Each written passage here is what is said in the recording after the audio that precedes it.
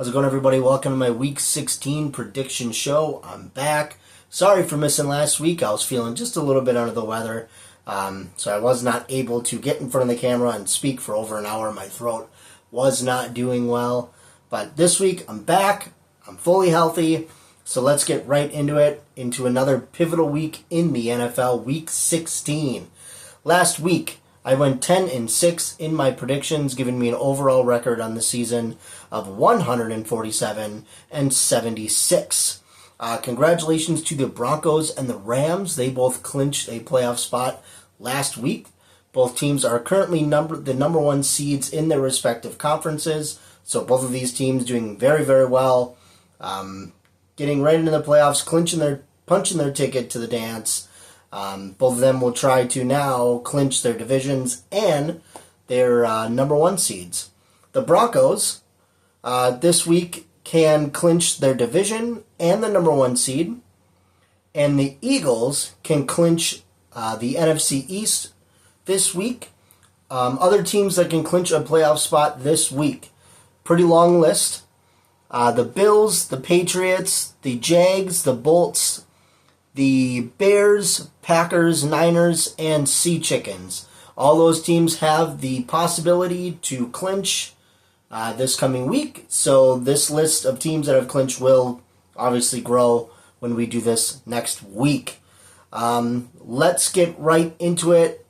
We'll start right on Thursday night, a pivotal NFC West showdown. The Rams taking on the Sea Chickens. Obviously, this is the second iteration of this matchup. I'm very excited for this one. There's not many Thursday night games I'm excited for, but honestly, this one might be one of the best of the year. The Rams are coming off a big win over the Blue Kitties on Sunday. Matthew Stafford was 24 of 38, 368 yards, 2 tutties, 1 interception. He was sacked twice. Williams led the team on the ground with 15 attempts for 78 yards and 2 touchdowns. Corum, he had 11 attempts, 71 yards, and a touchdown.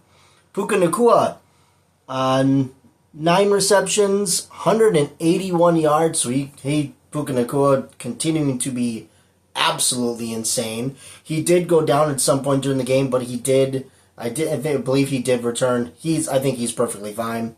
Devontae Adams went down with a hamstring injury. He was running a route, went down. But we'll see. I'm pretty sure he'll be ready to go this week. Parkinson, 5 receptions, 75 yards, and 2 tutties. 1 sack for the Rams defense. 30 first downs. They were 2 of 9 on third down and 3 of 3 on fourth down.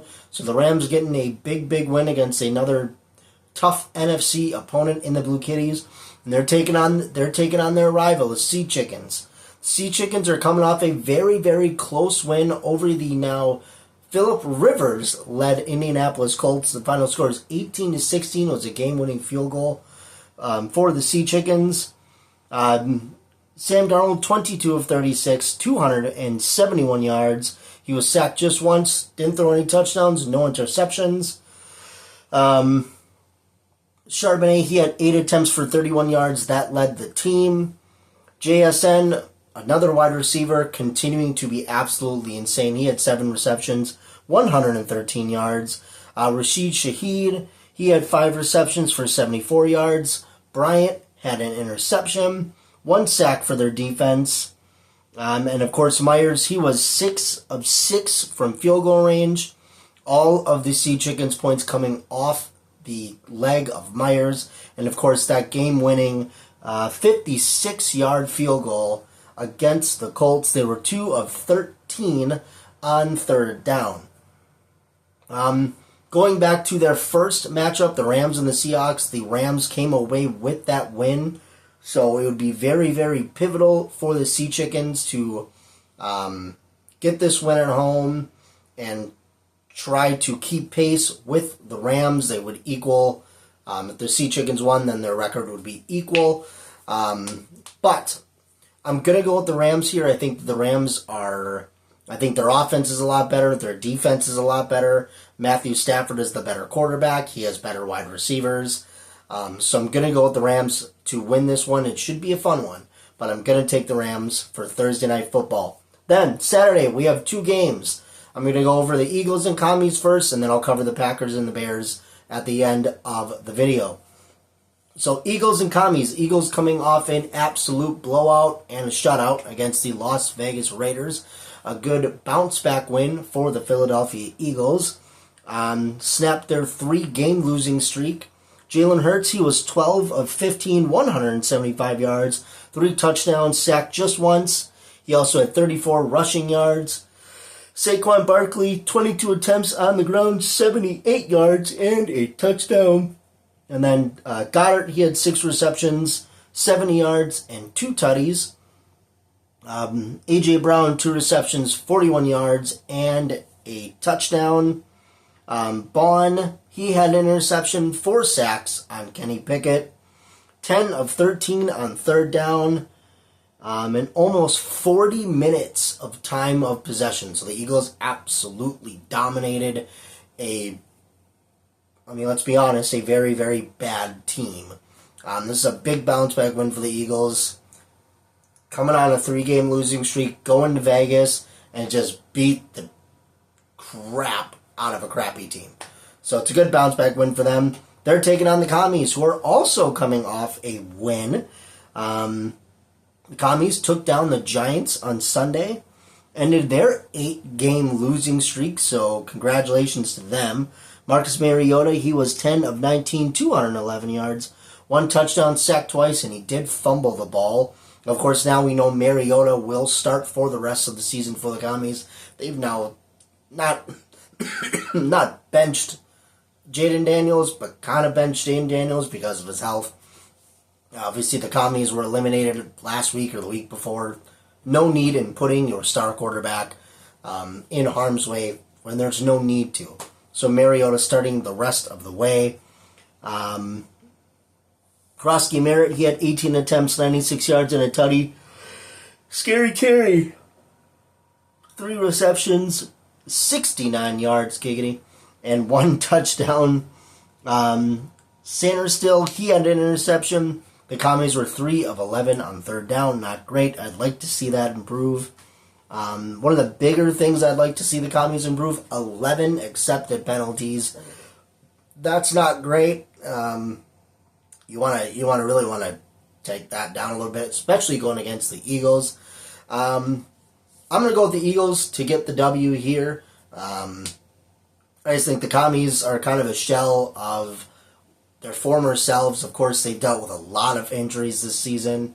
And I just think the Eagles are playing for more. They really want to prove that they're still the Eagles. They're still the Super Bowl champions. And I expect them to go into Washington and get the job done on Saturday. I also want to make a side note before I move on. Not a fan of Saturday games. Really not. I'm just not. I just think it's dumb. Not as dumb as Thursday Night Football, but still dumb nonetheless. All right. Then we'll get into Sunday. Right away, like I said, I'll cover the Packers and the Bears. They play Saturday night. Cover them at the end of the video. So we'll start on Sunday. The Buccaneers taking on the Panthers in NFC South showdown between 2 teams who just can't decide if they want to win the division or not. The Buccaneers coming off a loss to the Falcons on Thursday Night Football. Baker Mayfield, he was 19 of 34, 277 yards, 2 touchdowns. Sorry, my bad. Sorry. Baker Mayfield, 19 of 34, 277 yards, 2 touchdowns, 1 interception, sacked 5 times. Irving, he had 16 attempts for 60 yards on the ground. Tucker had a rushing touchdown. Mike Evans, 6 receptions, 132 yards.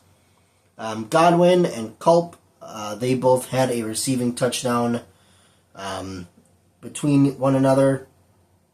4 of 9 on third down, and of course, the fourth quarter collapse that the Buccaneers had in that game. It seemed like they were going to win it. They were up 8 or 9 points, and then just blew it. I don't get the Buccaneers. They're 1 of 5 in the last 6 games. Of course, we were discussing at the beginning of the season that Baker Mayfield would was an MVP candidate, and the Buccaneers were looking really, really good. And unfortunately, injuries and who knows what else just came in and just wrecked them. So they can't decide if they want to win the division. They're sitting at 7-7, and they're playing the Panthers, who they have to play twice in the next three or 4 weeks now, right? 3-4 weeks left. They got to play the Panthers twice, and obviously that's going to determine who's going to win the division. But I don't think the Panthers want to win the division either. The Panthers, they're coming off a loss to the Saints. They now got swept by the Saints, which honestly I didn't think was going to happen. Bryce Young, 15 of 24, 163 yards, 1 passing touchdown. He also had 49 rushing yards. Rico Dowdle, 16 attempts on the ground, 49 yards and a touchdown. Cocker, he had 4 receptions, 60 yards and a touchdown. He also had a fumble. 5 sacks for the Panthers defense. They were 7 of 14 on third down, 2 of 3 on fourth down, and then 11 penalties. Not great. 11 penalties for 103 yards. Unacceptable. Unacceptable. This game for me is a coin flip. It really is. If you were to ask me 4 or 5 weeks ago, who's going to win this game, I'm going to win with the Bucs. But I'm going to go with the Panthers. I'm going to go with the Panthers because I think their run game is better. And that's it. I just think their run game is better. But you never know. I don't know. Baker might bake. I don't know. But I'm going to go with the Panthers here to get the dub and take the lead in the NFC South. Of course, like I said, they play each other in like 2 weeks again. And who knows? Who knows? So I'm going to go with the Panthers to get the dub against the Buccaneers. Then, we have the Buffalo Bills taking on the Cleveland Browns. The Bills coming off that big divisional win against the AFC East rival Patriots, overcoming a 21-point deficit against the Patriots. Josh Allen, 19 of 28, 193 yards, 3 tutties. He also had 48 rushing yards. James Cook, 22 attempts, 107 yards, 2 touchdowns. Shakir led the team in receiving. He had 5 receptions for 66 yards. Knox, 3 receptions, 37 yards, and 2 tutties. Cook also having a receiving touchdown. White with an interception. 3 sacks on Drake May. 35-minute time of possession. Outscored the Patriots 28-7 in the second half. 8 of 14 on third down, 1 of 1 on fourth down, and only committing 2 penalties. This is the course, the second half, but the second half Bills is what I expect to see the entire 60 minutes of this game in Cleveland. I expect to see that Bills team because they're taking on a struggling Browns team where the only bright spot on this Browns team is, well, maybe 2. Shedeur Sanders might be that guy and Myles Garrett is an absolute beast. The Browns coming off a loss, an absolute blowout loss by the Bears. Shedeur Sanders, 18 of 35, 177 yards, and 3 interceptions. I know I just said Shedeur Sanders might be that guy in Cleveland, but honestly, take the interceptions away, he might be that guy. I just think he is. 5 sacks. Sanders also led the team in rushing of 2 attempts for 24 yards. Bond led the team in receiving for 89 yards on 2 receptions. Myles Garrett, 1.5 sacks. He is only 1 sack away from tying the single season record. Obviously, I don't know if he'll do it this game, but he's certainly going to break that record and win Defensive Player of the Year. Honestly, I don't think any other player. There's no other player in the NFL that deserves Defensive Player of the Year other than Myles Garrett. Even if something were to catastrophically go wrong and Garrett doesn't get the record, he's still going to get Defensive Player of the Year, and he should. The man is an absolute animal. 4 of 14 on third down for this Browns offense. And then 3 straight losses now for the Cleveland Browns. this is kind of easy for me. I'm not going to say what I normally say about really good teams taking on crappy teams, about blowing people out, because then they don't. But I'm going to go with the Bills here. I think this should be a good win for the Bills. We should see a lot of scoring. I hope. If the Bills lose this game, I mean, I don't know. But I'm going to go with the Bills here to get the win in Cleveland. All right, then we have the Bolts taking on the Cowboys. The Bolts coming off a win against the Chiefs, which eliminated the Kansas City Chiefs from playoff contention. Justin Herbert was 19-29 in that game, 210 yards, 1 touchdown, 1 pick. He was sacked 4 times. Hampton, 15 attempts on the ground, 61 yards.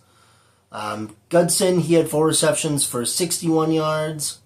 Lambert Smith, one receiving touchdown. Henley and James both had an interception each. 5 sacks on Mahomes. 5 of 14 on third down, so the Bolts going into a really difficult place to play, getting the job done, knocking out their AFC West rival and knocking them out of the playoffs. The Bolts, obviously they're, I believe, just 1 or 2 games behind the Broncos. They need to continue to win to even have a shot at that AFC West crown. I don't think they get it. I think that's pretty much the Broncos pretty much have that locked up. But the Bolts are looking good. They're playing a lot better this year than what I thought they would, honestly. And they're going to be heading into Dallas to take on the Cowboys. The Cowboys coming off a really tough loss on Sunday Night Football to the Vikings. Not putting the final nail in the coffin for playoff contention, but they pretty much have the final nail in the coffin for playoff contention. They can technically still make it, but I don't think they're going to. Dak Prescott, he was 23 of 38, 294 yards. He was sacked twice, no touchdowns, no interceptions. Williams on the ground, 15 attempts for 91 yards and a touchdown. Davis, he had 8 attempts on the ground, 21 yards and a touchdown. CeeDee Lamb, 6 receptions for 111 yards. Williams got an interception. The Cowboys were 2 of 12 on third down, 3 of 4 on fourth down. The Cowboys, for the biggest reason why they lost, they're 2 of 5 in the red zone. Typically, we don't really see that too often with the Cowboys, especially if they got CeeDee Lamb and Pickens. And it was a very weird game. Of course, I was rooting for the Cowboys, kind of, because I hate the Vikings more. But unfortunately, the Cowboys are going to get it done. I was kind of 50-50 on this one. Initially, I'd pick the Bolts, but I'm actually going to go with the Cowboys here. I just have a feeling. I have a feeling that the Cowboys are going to have a good bounce-back win. I have a feeling that we've seen this defense play really, really well. I have a feeling they're going to do that. Justin Herbert, he's been playing well, but I just don't trust the Bolts. I just don't trust that they're that team. Not yet, anyway. So I'm going to go with the Cowboys to get the win against the Bolts. A big, pivotal win for the Cowboys. Again, I don't think it really helps them too much, but I'll give them the win here. All right, then we head to New Orleans for the Jets and the Saints. Two bad teams going at it. Kind of just playing to play at this point. The Jets coming off a blowout loss to the Jags. Brady Cook, he was 22 of 33, 176 yards, 1 touchdown, 3 interceptions, and 3 sacks. Davis, he had 9 attempts on the ground, 58 yards, and a touchdown. Mitchell, 6 receptions, 58 yards, and a touchdown. 8 of 15 on third down, 1 of 3 on fourth down. And after that game, the Jets fired their defensive coordinator. So I'm surprised that took that long to happen. The Jets are bad. They're very bad. Taking on the Saints, who are 4-10. Two of those wins coming to the Panthers. They took down the Panthers again on Sunday. Tyler Shug, 24 of 32, 272 yards, 1 touchdown, sacked 5 times. He also led the team on the ground, 3 attempts for 32 yards. Neal, he had 7 attempts for 28 yards and a touchdown. Olave, 6 receptions, 85 yards and a touchdown. And then, of course, Smith with the game-winning field goal against the Panthers. I don't have too much to say about this game, if I'm going to be completely honest with you. They're two bad teams just playing to play. Just playing to, keep it going. I'm going to go with the Saints. I think it's a either or. But I think Tyler Shook, he has more experience than Brady Cook. So I'm going to go with the Saints. I think it's an easy win for the Saints. All right, then we have the Vikings, the purple incarnation of Satan, taking on the New York Giants. The Vikings, like I said, coming off that big win against the Cowboys. Of course, the Vikings have been eliminated from the playoff contention last week, so the win didn't matter. But it was nice to see J.J. McCarthy go out there and sling it. He played very, very well. 15 of 24, 250 yards, 2 touchdowns, 1 interception. He also had a rushing touchdown where he attempted to do the gritty. He kind of did it, kind of didn't do it. He said he was nervous, so let's give it to him, I guess. Jonesy, he led the team on the ground, 12 attempts, 34 yards. I expected more from Aaron Jones against the Cowboys. He always plays very, very well against the Cowboys. Ham, he had 1 rushing touchdown. T.J. Hawkinson led the team in receiving yards, 4 receptions for 66 yards. Naylor, he had 3 receptions, 42 yards, and 2 tutties. Justin Jefferson, again, was kind of non-existent.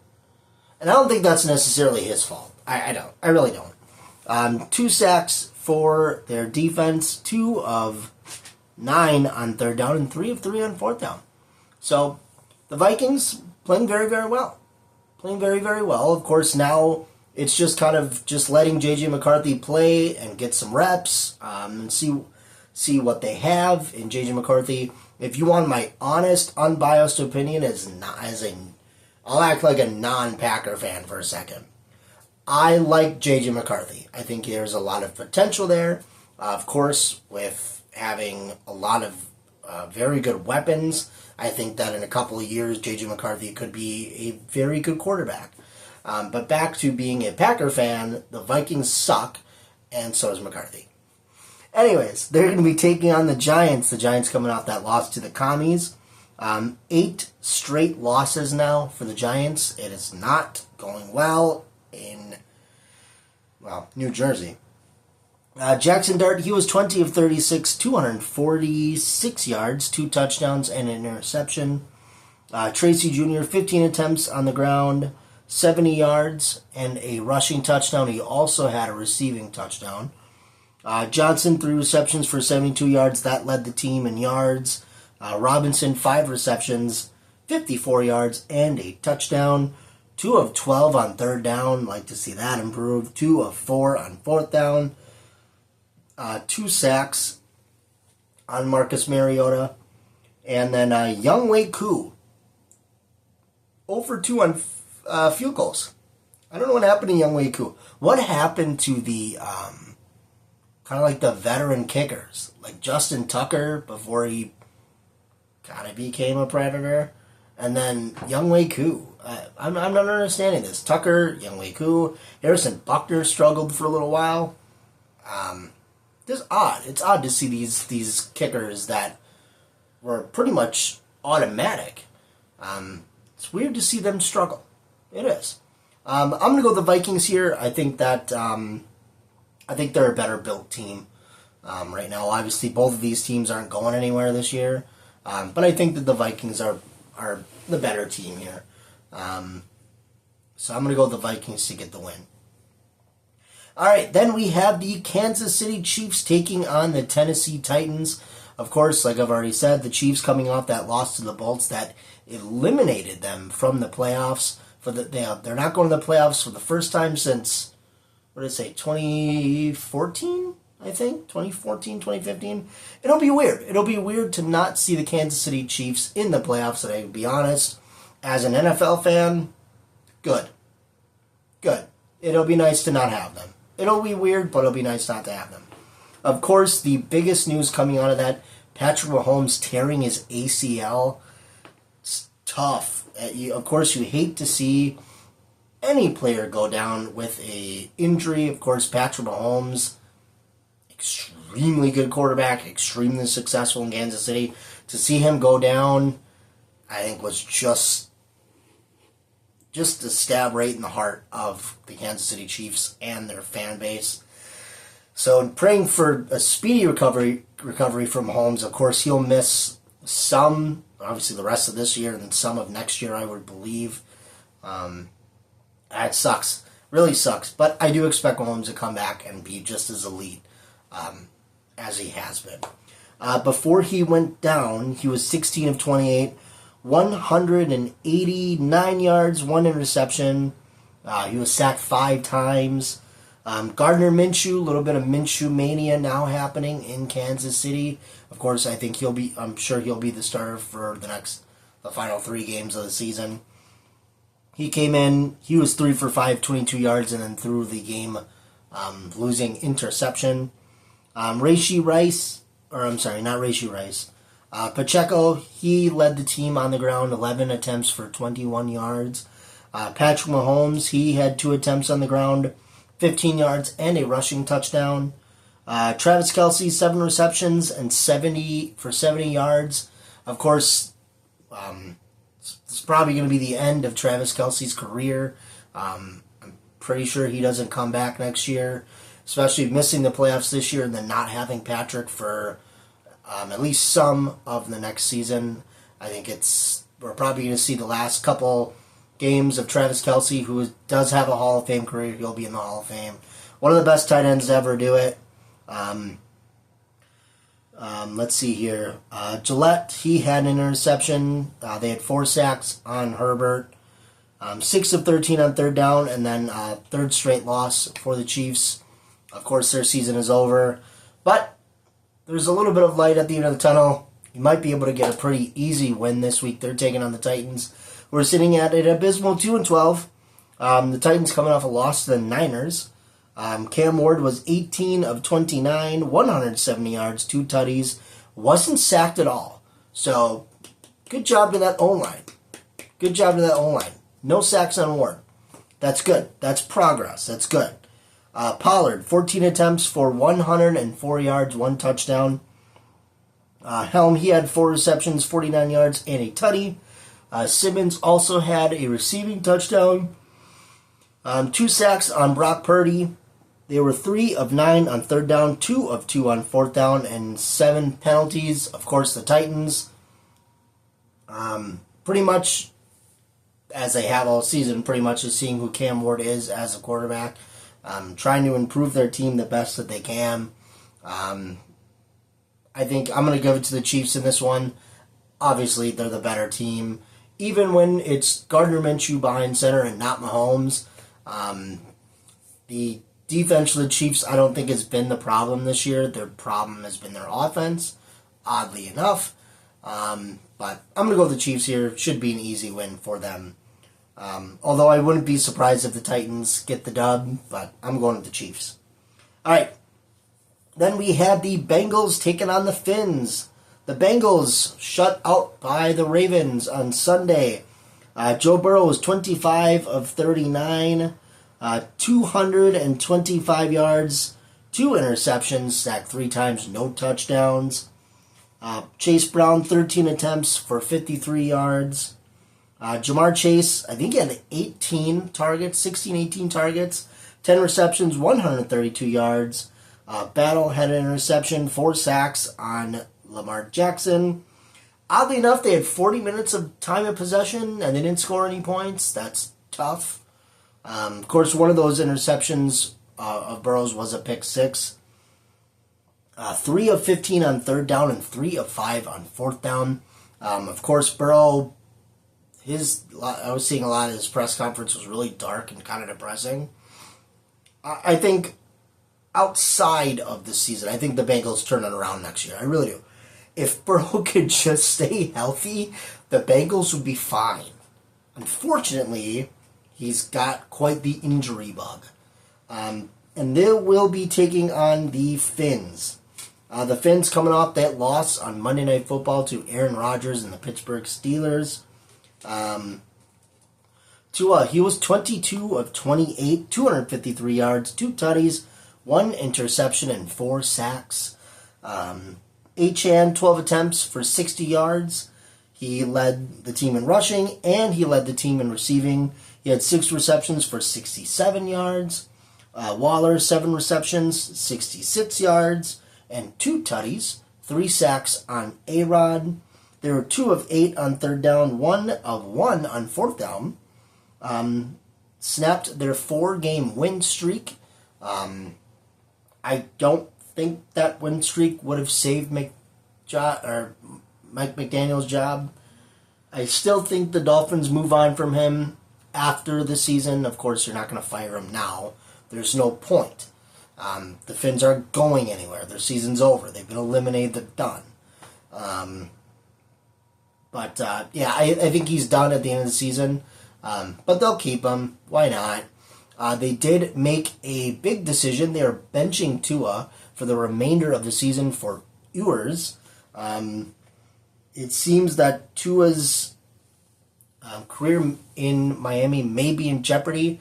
If you want my honest opinion right now, if I was the Miami Dolphins, I would move on from Tua.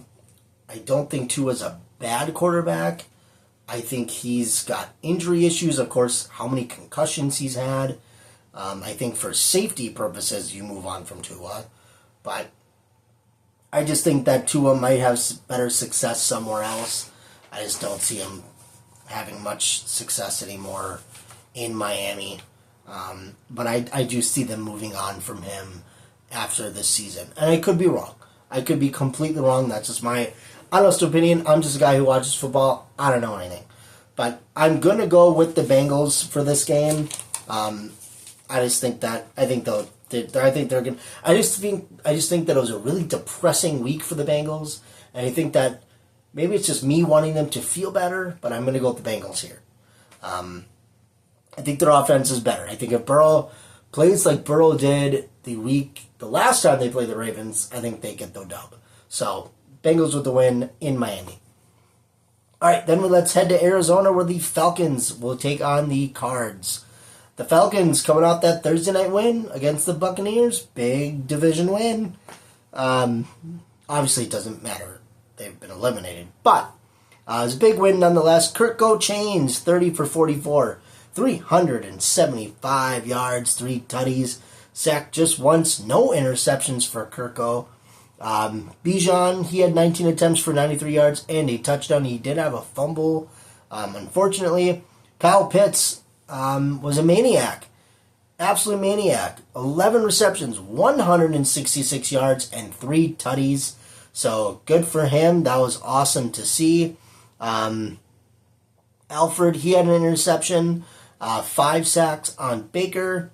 5 of 11 on third down. 1 of 1 on fourth down. But obviously the glaring thing here, I don't know how they won that game. 19 accepted penalties for 125 yards. How? How does that happen? How do you get 19 accepted penalties? And that's not the record, by the way. I looked it up. That's not the record for the most penalties in a game. I thought it was, but it's not. That's crazy. That's crazy. And they got the win. They got the win. That's the craziest part. You get 19 penalties and you still somehow win the game. That's crazy. But anyway, they're taking on the Cardinals, who are also struggling. 6 straight losses now for the Cards. This last week got blown out by the Texans 40-20. Jacoby Brissett, 27 of 40, 249 yards, 3 touchdowns, 1 interception, 2 sacks. Carter led the team on the ground, 14 attempts for 56 yards. McBride, he had 12 receptions, 134 yards, 2 tutties. Wilson, he also he had 5 attempts for 54 yards and a touchdown. Brooks had a fumble in this game. 5 of 12 on third down, 1 of 3 on fourth down, and 6 straight losses, like I said. I don't know what's going on with the Cards. I don't know what's going to go on with the Cards. Of course, I think their future with Kyler, I think, is up in the air, of course. I don't know if he's going to be returning. I wouldn't be shocked if they move on from him. Maybe he'll go to Miami.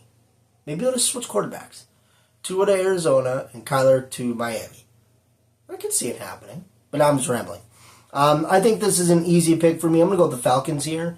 I think that obviously their offense is more explosive. Of course, Brissett runs the Arizona offense better, but I think the Falcons offense, when the gears are turning right, when everything's working well, of course the Falcons offense hasn't worked well all season, obviously bits and pieces here and there, but if their offense is if the gears are turning, I think they got a pretty explosive offense. I'm going to give them the win against the Cardinals. All right, then we have, in my opinion, could be the game of Sunday. Could be the game of the week on Sunday. The Jacksonville Jaguars taking on the Denver Broncos. The Jags blowing out the Jets on Sunday. 48-20 was the final score in that game. T-Law, 20 of 32, 330 yards, 5 passing touchdowns. He also had a rushing touchdown, 5 attempts, 51 yards, and a rushing touchdown, so 6 total tutties for T-Law. That's crazy. Travis Etienne, 3 receptions for 73 yards and 3 tutties. Thomas Jr. and Tutton both had a receiving touchdown each. They had 3 sacks, 3 interceptions. Brown, Johnson, and Miller all having an interception. They were 4 of 9 on third down, and now 5 straight wins for the now AFC South leading Jacksonville Jaguars. I think down the stretch it's going to be a lot of fun to see who's going to win this AFC South division, the Jags or the Texans. Of course, at the beginning of the year, we all thought it was going to be the Colts. That's now probably not going to happen. But the Jags, they're looking good now. They're looking good. They're selling me, man. They're selling me. I don't know. You asked me a couple weeks ago. I wasn't sure, but I'm sure now. I think the Jags are great. But they got quite a test ahead of them. They are taking on the current number 1 seed in the AFC, the Denver Broncos, who got a win against my Green Bay Packers on Sunday. Bo Nix played a perfect game. He was 23 of 34 to 302 yards, 4 tutties, no sacks on Bo Nix. Harvey had 19 attempts, 65 yards, and a touchdown. He had a fumble at the beginning of the game, knocked out by Micah Parsons, but it didn't end up mattering, of course. Sutton, he had 7 receptions, 113 yards, and a touchdown. Franklin had a touchdown, and Humphrey and Brady also having touchdowns. 2 interceptions on Jordan Love. PS2 obviously had that one over Christian Watson. That totally changed the flow of that game. The second that interception happened, the Broncos won that game.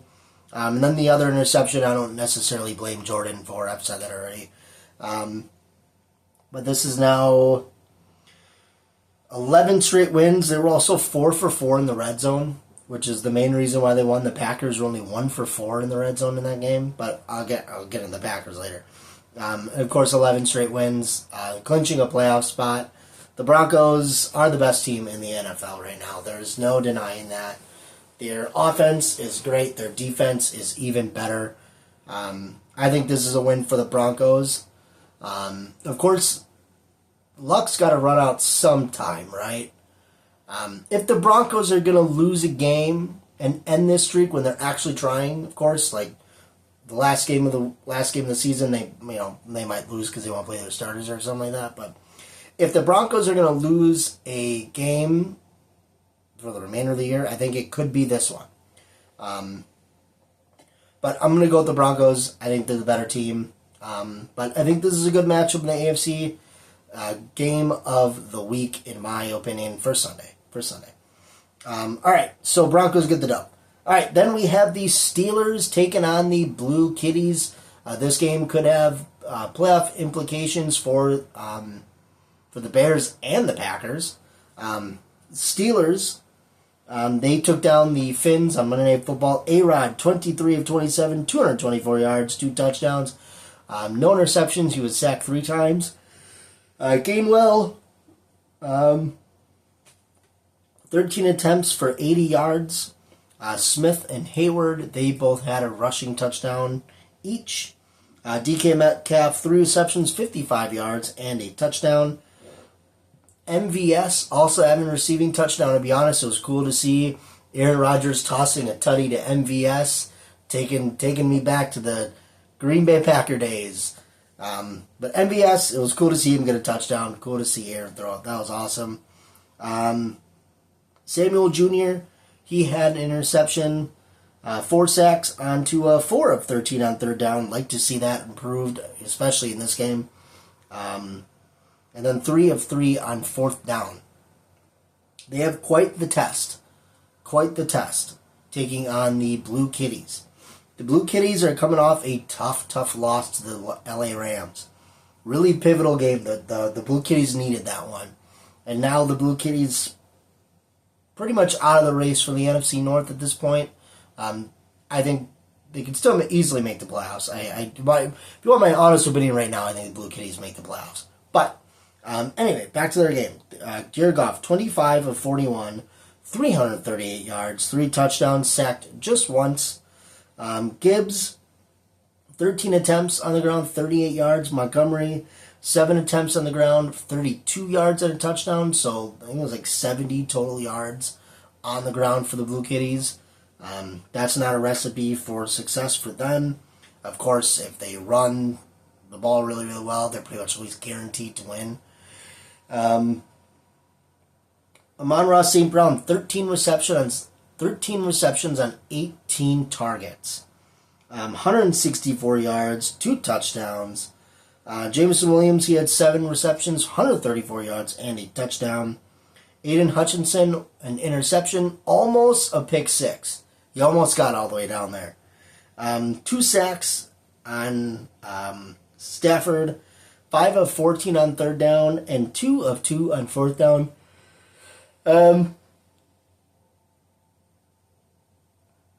Obviously it was it was a tough test for the Blue Kitties in that game. I do expect them to get I'm gonna pick them in this game. Of course, I hope they lose, because if the Packers win and the Blue Kitties lose, then the Packers are in the playoffs. A-Rod has a lot of history against the Blue Kitties. His time as a Packer. But I think if you're going to compare the two teams, the Blue Kitties are the better team, and I'm picking them to get the dub in Detroit.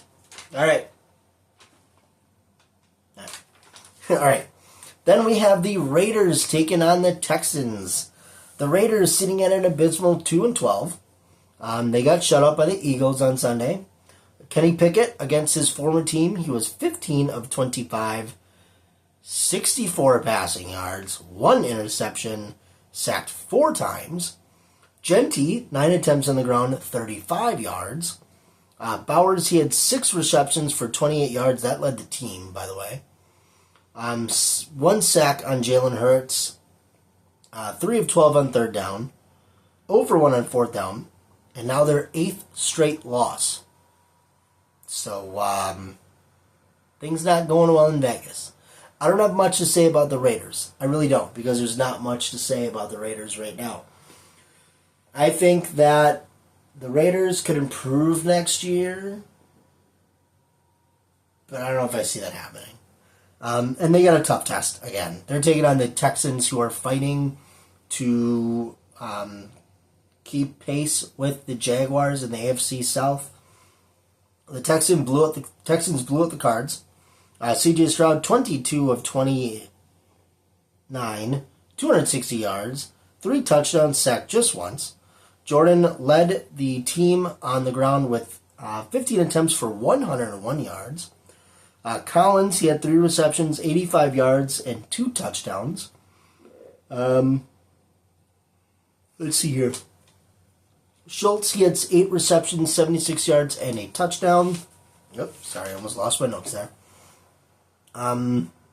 Lassiter, he had an interception, 2 sacks on Brissett, 4 field goals in total for the Texans, 7 of 13 on third down, and 6 straight wins now. One of the hottest teams in the NFL. I like the Texans. I think they have one of the best defenses in the NFL, obviously behind the Broncos. I'm going to go with the Texans here. I expect them to win. Unless something drastic happens, this should be an easy win for the Texans. I'm not going to spend too much time on this game. I think this is pretty obvious where it's probably going to go. All right, then we have a good Sunday night football game. The Pats taking on the Ravens. The Pats, tough loss to Buffalo, blowing a 21-point lead against their AFC East rival, snapping their 10-game win streak. Drake May, 14 of 23, 155 yards, and 1 interception, 3 sacks. Henderson had 14 attempts on the ground for 148 yards and 2 touchdowns. Hollins, 4 receptions for 41 yards, 2 sacks for the team. They were 5 of 10 on third down. Of course, I don't think this really damages the Patriots too much. I think the Patriots are still very, very good. Obviously, it's a tough divisional game. But I do expect them. I think they're still fine. I think they, honestly, you want my honest opinion right here, right now, I think the Patriots still win the AFC East. But just a small blemish for them. I think they'll be alright. But they're going to be taking on the Ravens, who are coming off a big win against the Bengals to try to keep pace with the Steelers in the AFC North. Lamar, 8 of 12. So not throwing the ball much.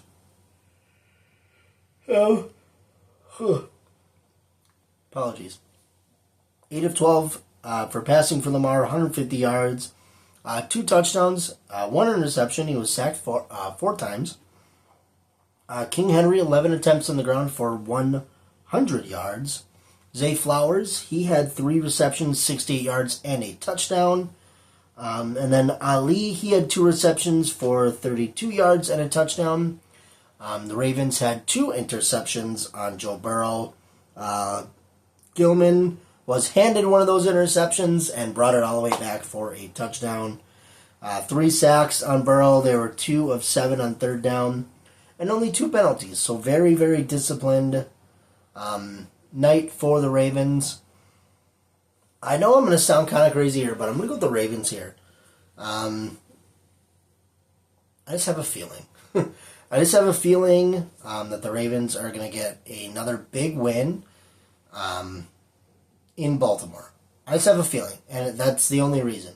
I have a feeling. I'm going to go with the Ravens to get the Sunday Night Football win. Should be a good game. I'm excited to watch it. And I'll probably eat these words, but I think the Ravens are going to win on Sunday night. All right, then we have Monday Night Football. The Niners taking on the now Phillip Rivers-led Colts. The Niners coming off a win over the Titans. Brock Purdy, 231 yards. 23 of 30. 245 yards. 3 touchdowns, sacked twice. He did have a fumble. CMC, 22 attempts on the ground, 73 yards, and a touchdown. Ricky Pearsall led the team in receiving yards, 6 receptions, 96 yards. George Kittle, 8 receptions on 9 targets, 88 yards, and a tutty. Jennings, 3 receptions, 37 yards, and 2 tutties. And they were 9 of 15 on third down, and now 4 straight wins for the Niners. Obviously, they're in the NFC West right now. I don't think that they win the division.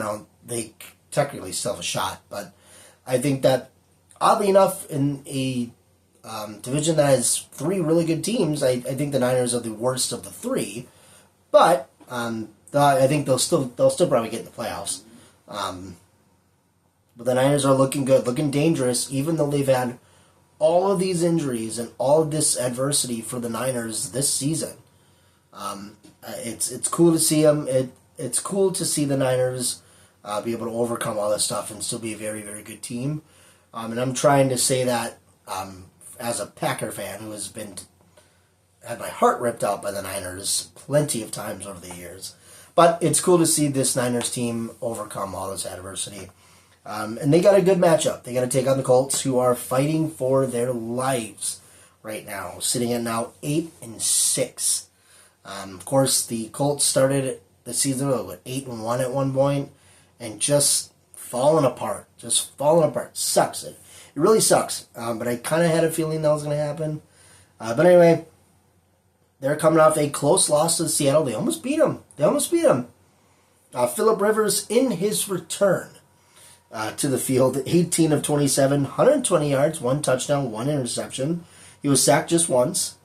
Jonathan Taylor, 25 attempts on the ground for 87 yards. Abdullah, he had 5 receptions for 32 yards.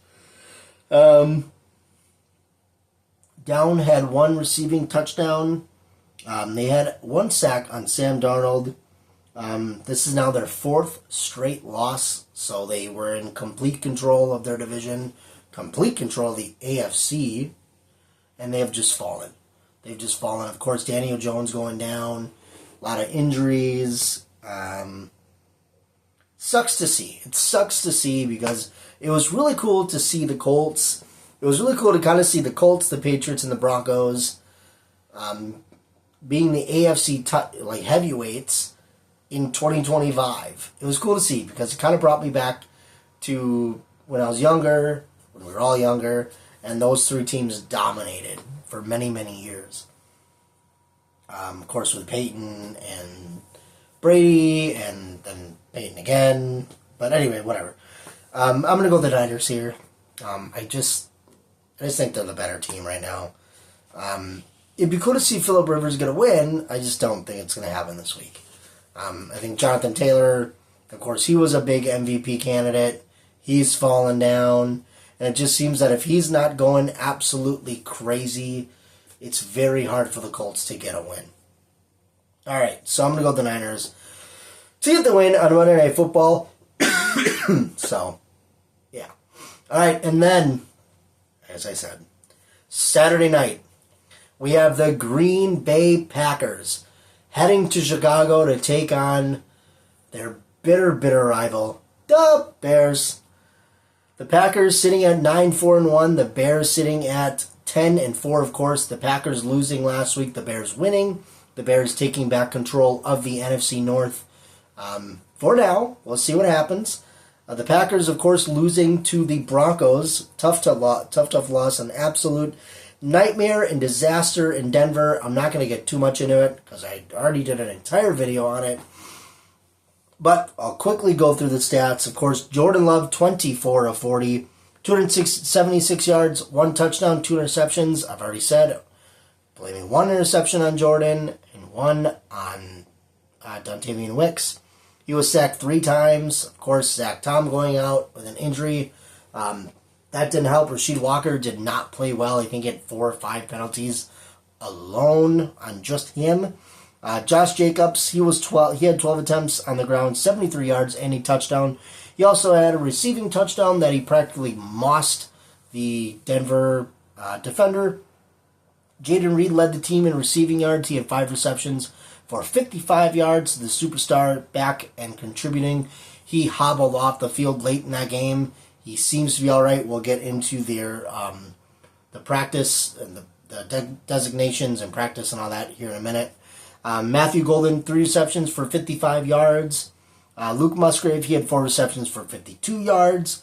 Christian Watson, 3 receptions, 29 yards. He went down with a chest injury, and that game did not return in the third quarter. That sucked to see. Micah Parsons, he had a forced fumble that was recovered by Edrin Cooper. 6 of 13 on third down for the Packers. They were 1 for 3 on fourth down. And obviously, the thing that really hurt the Packers kind of the most, 1 for 4 in the red zone. If the Packers are 4 for 4 in the red zone, or even 3 for 4 in the red zone, they win this game.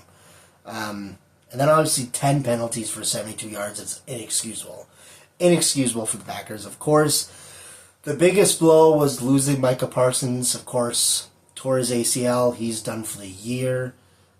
That sucks. The Packers officially put him on IR today or yesterday. That hurts. It's heartbreaking. It sucks. Took the wind out of the entire team and and the fans, obviously, in that game. That sucked. But, again, I did an entire video on that game. The Bears are coming off a blowout win against the Cleveland Browns. Caleb Williams was 17 of 28, 240, 2 yards, 2 touchdowns, sacked 3 times. Swift, he led the team on the ground. 18 attempts, 98 yards, and 2 touchdowns. Burden, he had 6 receptions for 84 yards. That led the team. DJ Moore, he had 4 receptions for 69 yards and 2 touchdowns. 3 interceptions for the Bears. Of course, this secondary, one of the best secondaries in the NFL. 5 sacks, 5 of 13 on third down, 1 of 2 on fourth down. Very disciplined, only 4 penalties, and then, of course, they retook the North. 2 injuries I want to point out, 2 injury designations for today for the Bears. 2 did not practice.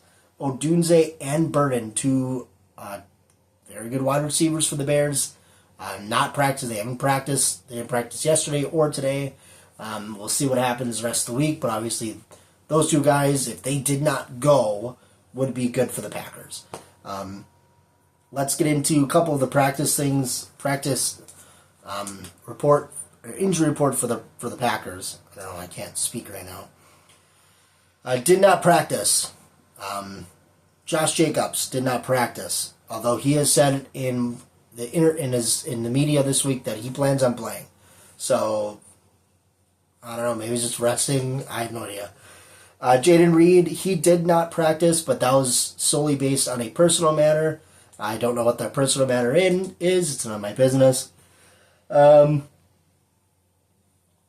Zach Tom not practicing, that sucks. He did avoid any major structural damage, so thank God for that.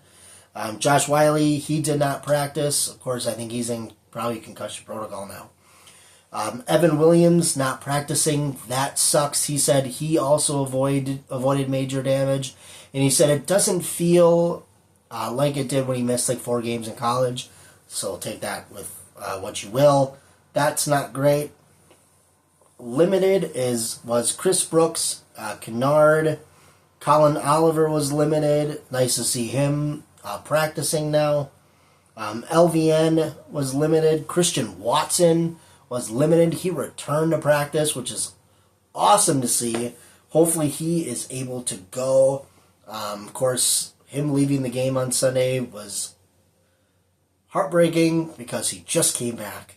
But Christian practicing today was awesome to see. Dontavian Wicks practiced today. Savion Williams practiced today. So that's good to see. And of course, Micah Parsons was put on IR, which is devastating, just devastating. Some notes here, right? Some notes. The Packers want to beat the Bears again, okay? Which is going to be difficult. It's going to be a difficult game. The Bears are a very good football team. Got to give credit where credit's due. The Bears are very, very good. It's going to be difficult to beat them in Chicago. The energy is going to be high. It's a high-stakes game between 2 bitter rivals. This should be a fun, fun game. If the Packers want to beat the Bears again, they must contain Caleb Williams again. Get pressure on Caleb Williams. I know it's going to be difficult now without Micah. Get pressure on Williams. Get him on the ground. Okay? Force turnovers again. Force him to throw the ball like they did last time. Limit the run game. Force Caleb to throw. Get out, get a couple of quick scores early. Get out to a lead. Force them to throw the ball. It gives the Packers the better chance to win. Protect the ball. Obviously, don't turn the ball over. The Bears have a very, very good secondary. We see that all season. Jordan needs to be very smart with the ball. No dumb decisions. He's gotta play smart. Gotta play smart against this Bears defense. Gotta be able to run the ball really, really well. Let's see here. Pressure Caleb. I want to see Rashawn Gary do something. Okay, all week he was saying that we're going to see what the front looks like. Okay, he talked the talk, walk the walk, dude. Rashawn Gary started out the season very, very well. He was doing very well. He led the league in sacks in the first couple weeks. But he hasn't done anything in like 7 weeks. And that was with Micah on the field, where Micah's taking 2 or 3 of those offensive linemen to stop him. You no longer have Micah Parsons. You must get to the quarterback, create pressure. We're gonna see what this Packer pass rush is without Micah, without Devontae Wyatt. Okay, Gary needs to step up. Enigbare needs to step up. Isaiah McDuffie needs to step up. All right. Obviously, we have other guys: Mosby, Sorrell, Quay. Obviously, the Packers have weapons on defense, especially up there at the line. The Packers can win this game. It's going to be a difficult game. All right. The Bears, like I said, the Bears are very, very good. If the Packers lose this game, you can pretty much kiss the North goodbye. The Bears will win the North. It is what it is. But if the Packers still want to win the North and have a shot at the number 1 seed or the number 2 seed, this is a must-win game. They got the Ravens next week, and then the Vikings on the road to end the season. I would like the Packers to have a playoff spot locked up by the time you go to Minnesota. You don't want to have to be playing for a playoff spot in Minnesota. That would suck. All right? If the Packers win, and I'll end with this, if the Packers win and Aaron beats the Blue Kitties, the Packers are in the playoffs. Okay? If the Bears win and Aaron beats the Blue Kitties, the Bears are in the playoffs. So playoff clinching scenarios for the Bears and the Packers. We'll see how it goes. It should be a fun one. Saturday Night Football. Hopefully it's cold. Hopefully it's cold in the Windy City. Obviously, I'm going to go with the Packers to get the dub and sweep the Bears. The Packers, obviously 4-0 so far against the division this season, but going to go with the Packers to get the dub in Chicago and to increase their chances at winning winning the North, taking it back. So I'm just kind of rambling at this point, but we are in for another great week of football. If you've stayed this long with my rambling and my yawning, I apologize. Thank you for watching. I'll see you guys on Saturday night for the Packers postgame. Hope you guys have a great week. Go Pack, go.